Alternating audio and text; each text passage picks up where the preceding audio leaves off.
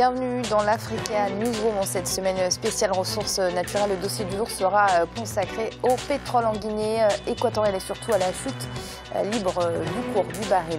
Au sommaire également de cette émission, retour sur l'attentat du 26 juin 2015 à Sousse, un attentat qui a fait, nous le rappelons, 38 victimes. La Tunisie tente aujourd'hui de se reconstruire sécuritairement mais aussi économiquement. Et nous verrons également que les concertations nationales en République démocratique du Congo ne sont pas au beau fixe. L'opposition refuse toujours d'y participer tant que le président Joseph Kabila n'acceptera pas de médiation internationale. Et puis nous irons également au Malawi où nous évoquerons les attaques dont sont victimes les albinos. Et ils sont avec nous tout au long de cette émission pour en parler. Nos éditorialistes, Gracien Rokini-Kiza. Gracien, bienvenue. Merci Amira, bonsoir à tous. Et Malik Hacher. Malik, merci d'être avec nous. Merci Amira, bonsoir à tout le monde. Et tout de suite, c'est l'info du jour.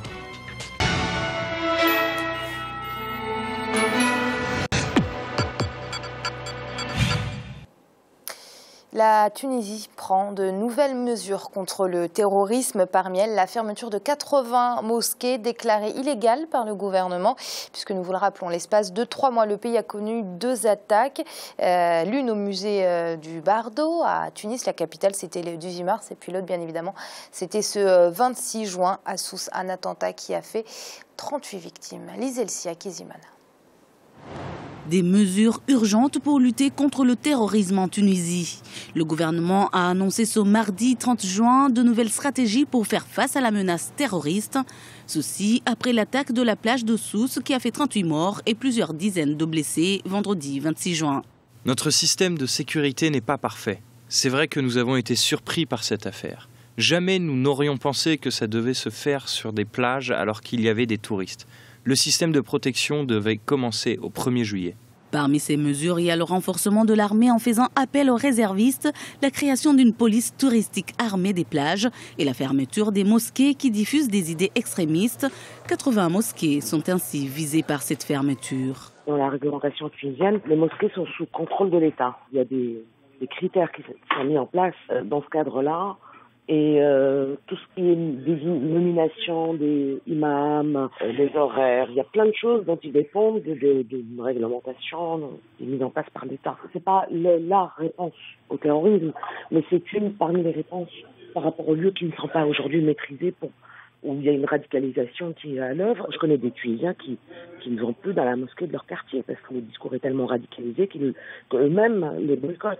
La Tunisie compte également renforcer le contrôle des frontières, surtout avec la Libye. Une connexion libyenne a été confirmée dans l'attentat du 26 juin à Sousse.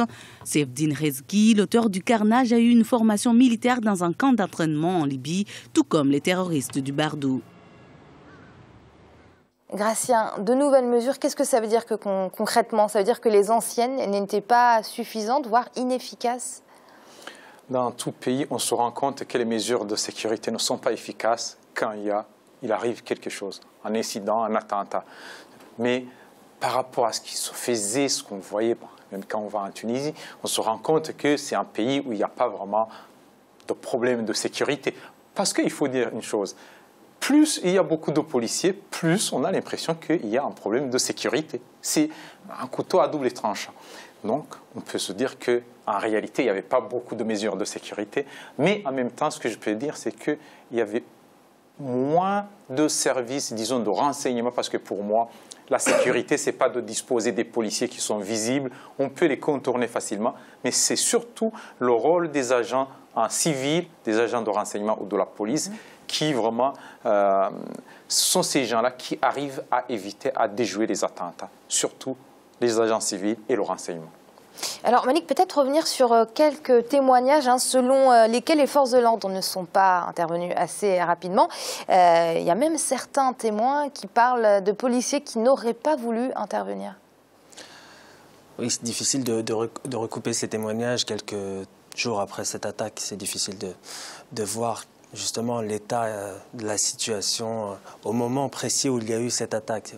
Ce qui est sûr, c'est que quand la Tunisie a justement connu ce bouleversement, ce processus révolutionnaire, il y a eu justement comment dire, un déséquilibre. Il y a eu un bouleversement aussi dans l'organisation, dans la hiérarchie sécuritaire. Vous savez, quand un pays connaît un bouleversement de ce type, toute la hiérarchie sécuritaire, militaire est bouleversée aussi parce qu'il y a un changement de régime. Donc la Tunisie a subi ça de plein fouet aussi, même si sa coopération sur le plan des renseignements est efficace avec l'Algérie, par exemple.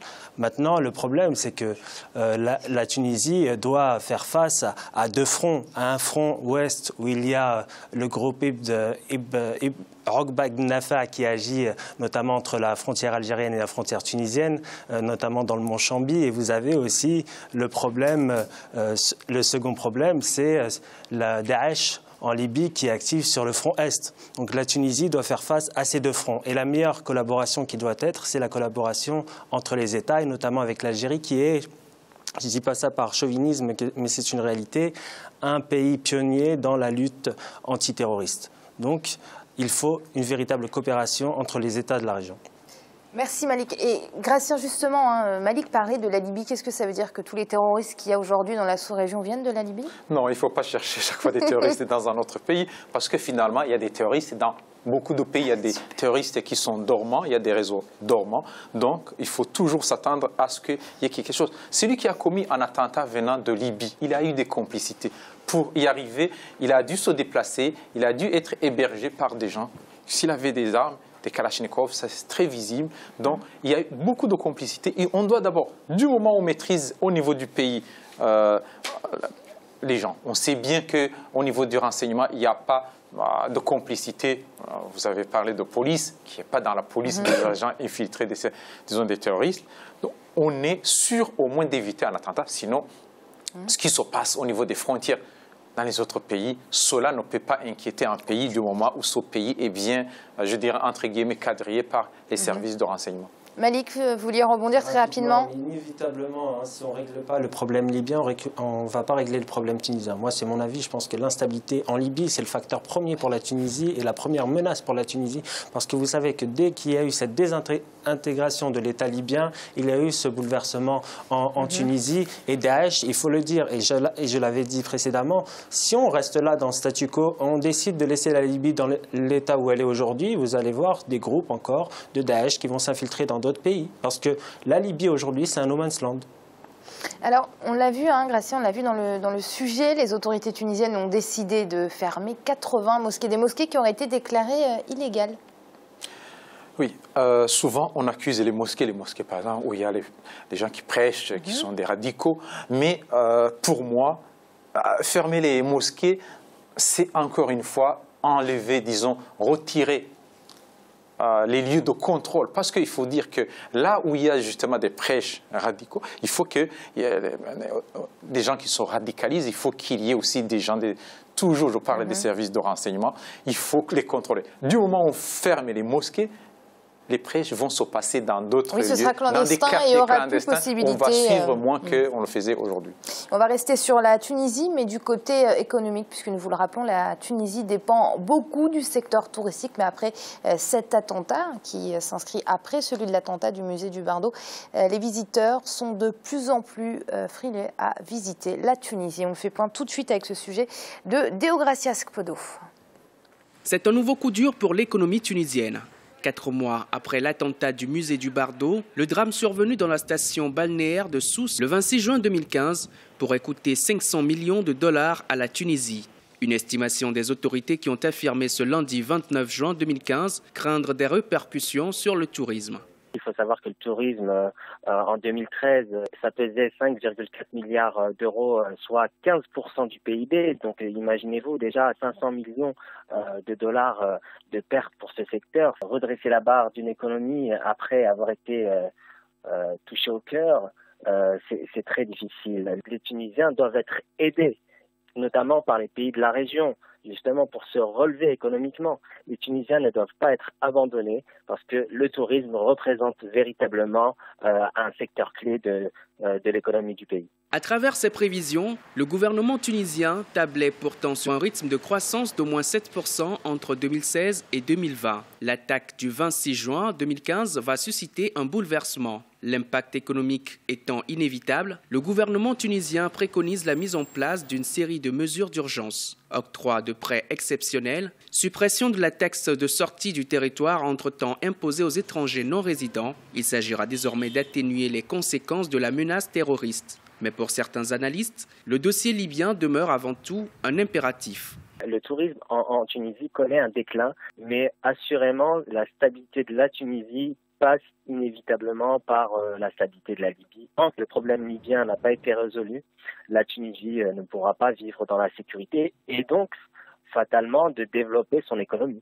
Le tourisme tunisien, c'est plus de 400 000 emplois et 7 à 8% de la richesse nationale. En 2014, la destination Tunisie avait été annulée par plus de 25 000 visiteurs, notamment français. Cette fois-ci, le bilan pourrait être encore plus impressionnant malgré l'optimisme affiché. Entre 8 000 et 10 000 annulations auraient été enregistrées depuis le 26 juin.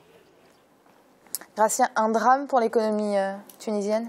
Oui, la Tunisie compte beaucoup sur le tourisme. On sait bien qu'à un certain moment après la révolution tunisienne, il y a eu une baisse spectaculaire des touristes, de fréquentation des touristes et des lieux les hôtels, les plages. Mais aujourd'hui, il y avait, disons, un certain regain de tourisme au niveau du pays. Le pays se stabilisait après le pouvoir d'Ennahda. Aujourd'hui, il y avait une certaine stabilité. Et les terroristes, ils savent bien qu'en attaquant un hôtel, en attaquant les touristes, ce n'était pas vraiment pour... Soit oui, ils ont tué des gens, mais l'objectif principal, c'était, disons, de que les touristes ne viennent plus. Oui, c'était de marquer des points contre l'économie tunisienne, d'essayer de déstabiliser l'économie, parce qu'ils savent bien qu'en déstabilisant l'économie, il y a beaucoup, disons, de candidats, il y a l'économie qui est fragile et beaucoup de chômeurs, beaucoup de gens qui se trouvent pratiquement délaissés et donc du coup, il y a des recrutements qui sont faciles. C'est dans ce sens, en fait, qu'ils essaient de déstabiliser l'économie tunisienne. Alors, c'est aux Tunisiens vraiment de montrer que c'est un incident. S'il y a quelque chose qui s'est passé, une seule personne ne peut pas déstabiliser tout un pays ou deux personnes.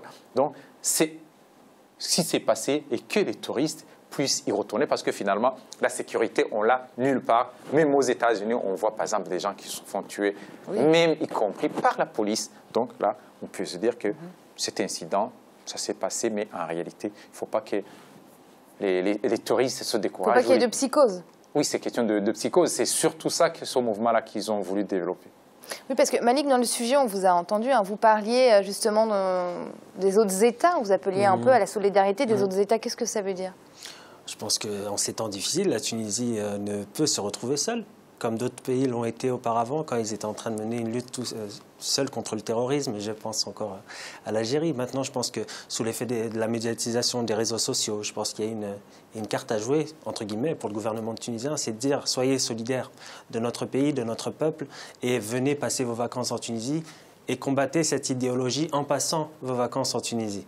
Je pense qu'il y a eu sur les réseaux sociaux des Algériens, des Marocains qui ont fait preuve de solidarité. J'espère que ça va atténuer les dégâts, mais bon, je suis quand même pessimiste parce que là, justement, Daesh a voulu tuer le tourisme en Tunisie et frapper la Tunisie au cœur. Une industrie quand même qui représente 7% du PIB, qui fait vivre presque 500 000 personnes. Donc oui, l'objectif, malheureusement, peut être atteint parce qu'on l'a vu dans d'autres pays. On l'a vu ces départs de touristes, on l'a vu la psychose s'installer, on a vu la multiplication des attentats. Donc on va revenir à ce qu'on a dit tout à l'heure, mais l'instabilité de la région, il faut absolument que la communauté internationale prenne en conscience que là, il y a véritablement un effet de contamination. On est parti en Libye, là on se dirige vers la Tunisie. Les seuls pays forts de la région, c'est qui? C'est l'Algérie et l'Égypte. Ils ont une armée conséquente, ils peuvent faire face. Ils peuvent mobiliser des troupes à leurs frontières pour contenir cette menace terroriste. Mais il faut agir aussi en Tunisie et en Libye. Donc il faut aider les Tunisiens. Gratien, est-ce qu'on peut être aujourd'hui optimiste pour la Tunisie, tant du point de vue sécuritaire que du point de vue économique ? Je suis optimiste parce qu'un pays se relève facilement. Un pays comme la Tunisie peut se relever facilement. Il y a eu beaucoup de cas. Il y a des années où il y avait même des attaques sur des frontières, dans les montagnes, des gendarmes qui étaient tués. Mais à un certain moment, c'était presque oublié. C'est un pays, moi, je suis optimiste parce que la Tunisie, c'est un pays vraiment qui, des fois même quand il connaît vraiment des problèmes, il se relève facilement. Et surtout au niveau du tourisme, c'est un tourisme qui est bien construit, c'est un tourisme qui est abordable, donc ce qui fait que, compte tenu des mesures de sécurité qui sont mises en place, et les gens vont avoir confiance et ils vont y retourner. Ce n'est pas comme du temps après la Révolution. Aujourd'hui, c'est vraiment, les gens arrivent à savoir que c'est un cas isolé, comme à Paris même. On a vu ce qui s'est passé à Paris, 2 individus ont tiré sur des gens, mais le tourisme a continué. Je ne vois pas pourquoi en Tunisie, ça pourrait être le contraire. Malik? Rapidement, oui, non, j'ai été pessimiste tout à l'heure. Bon, j'espère que ça va s'arranger et qu'il y aura une action pour résoudre cela. Mais je pense que la société tunisienne, quand même, est une société quand même qui est fortement alphabétisée, qui à 97%. Donc l'idéologie meurtrière qui est véhiculée dans certaines mosquées et qui doivent, à mon avis, être fermées pour limiter les dégâts et que cette idéologie se répande. Les Tunisiens s'opposeront toujours à une idéologie qui n'est pas ancrée dans leur ADN. Et c'est l'heure de marquer une courte pause. On se retrouve très vite pour la suite de l'Africa News. On met tout de suite.